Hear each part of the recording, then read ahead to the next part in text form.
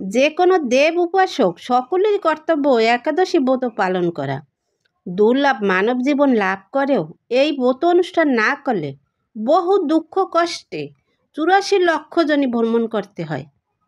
অহংকার বশত ব্রত ত্যাগ করলে যম যন্ত্রণা ভোগ করতে হয়। যে ব্যক্তি একাদশী ব্রত তুচ্ছ জ্ঞান করে জীবিত হয়েও সে মৃত্যুর সমান বলে জানবে। কেউ যদি বলে একাদশী পালনের দরকারটা কি, সেই ব্যক্তি কুম্ভিপাক নরকের যাত্রী। যারা একাদশী পালনে নিষেধ করে শনির কোপে তারা বিনষ্ট হয়। কোনো ব্যক্তি একাদশী ব্রত বাদ দিয়ে তীর্থস্থান আদি অন্য ব্রত পালন করে তার অবস্থা গাছের গোড়া কেটে পাতায় জলদানের মতোই। একাদশী বাদ দিয়ে যারা দেহ ধর্মে আগ্রহ দেখায় তাদের উদার পাপ রাশিতে পূর্ণ হয়। পুণ্য প্রদায়িনী সর্বশ্রেষ্ঠ এই ব্রত শ্রীহরির অতি প্রিয়। একাদশী ব্রত পালনে যে ফল লাভ হয় অশ্বমেধ রাজসূয় ও বাজপেয় যজ্ঞ দ্বারাও তা হয় না। দেবরাজ ইন্দ্রও যথাবিধি একাদশীর পালনকারীকে সম্মান করেন। একাদশী ব্রতে ভাগবত শ্রবণে পৃথিবী দানের ফল লাভ হয়। অনাহার থেকে হরিনাম হরিকথা রাত্রি জাগরণে একাদশী পালন করা কর্তব্য। কেউ যদি একাদশী ব্রতে শুধু উপবাস করে তাতে বহু ফল পাওয়া যায়। শুদ্ধ ভক্তেরা এই দিনে একাদশ ইন্দ্রিয়কে শ্রীকৃষ্ণকে অর্পণ করেন। একাদশীতে পঞ্চশস্যে সমস্ত পাপ অবস্থান করে, তাই চাল ডাল আটা ময়দা সুজি সরিষা আদি জাতীয় খাদ্যদ্রব্য বর্জন করা উচিত।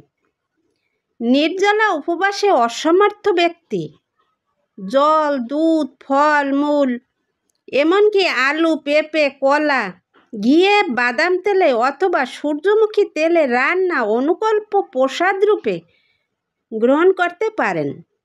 একাদশীতে সূর্যোদয়ের পূর্বে বা সূর্যোদয় কালে 1 ঘন্টা 36 মিনিটের মধ্যে যদি দশমী স্পর্শ হয় তাকে দশমী বিদ্যা বলে। সেই দিনে একাদশী ব্রত পালন করা যাবে না, পরের দিন একাদশী ব্রত পালন করতে হয়। মহা দ্বাদশীর আগমন হলে একাদশীর উপবাস ব্রতটি মহা দ্বাদশীতেই করতে হয়। একাদশী ব্রত করে পরের দিন উপযুক্ত সময়ে শস্য জাতীয় প্রসাদ গ্রহণ করে পালন করতে হয়। একাদশী পালন মন্ত্র: একাদশম নিরাহার ব্রত নানন কেশব প্রসিদ্ধ সমুখ নাথ জ্ঞান দৃষ্টি প্রদভব। আপনি যে স্থানে অবস্থান করবেন সেই স্থানের সঠিক সময়ের মধ্যে পালন করতে হবে।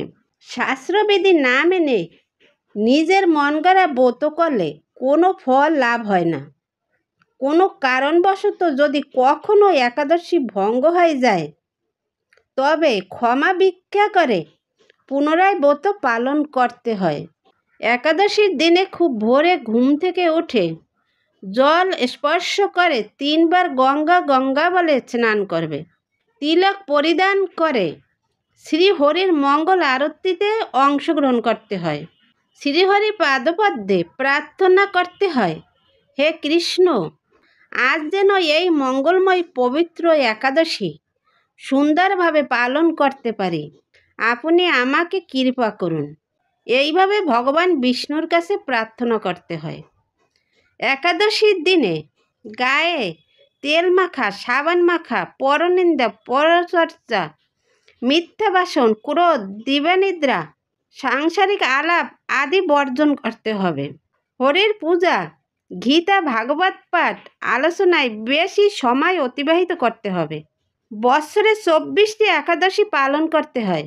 যে বৎসর পুরুষোত্তম মাস অধিমাস বা মল মাস থাকে সে বৎসর পদ্মিনী বা পরমা নামে আরও 2টি একাদশীর আবির্ভাব হয়। যারা যথাবিধি উপবাসে অসমর্থ অথবা ব্রত দিনে সাধুসঙ্গ হরিকথা শ্রবণে অসমর্থ তারা এই একাদশীর মাহাত্ম্য পাঠ বা শ্রবণে অসীম সৌভাগ্যের অধিকারী হওয়া যায়। তাই সকলে এই উৎপন্ন একাদশী ব্রত পালন করবেন। যারা কোনোদিনও ব্রত করেননি, এই ব্রত পালনে ইচ্ছুক, তারা এই উৎপন্ন একাদশী থেকে ব্রত পালন করা শুরু করতে পারেন। এটি শুভ বলে মনে করা হয়। তাই নিষ্ঠা সহকারে এই একাদশী ব্রত পালন করলে শ্রী হরির কৃপায় সকল পাপ নষ্ট হয় এবং বিষ্ণু লোকে গতি হয়। তাহলে কেন আমরা জেনে শুনে পাপ কর্ম করব? সকল ভক্তরা একাদশী মহাব্রত পালন করে আমরা সকল পাপ থেকে মুক্ত হই। আমরা সকলে মিলে একাদশী ব্রত পালন করি এবং আমাদের এই দুর্লভ মানব জীবনকে সার্থক করে তুলি। হরে কৃষ্ণ, রাধে রাধে।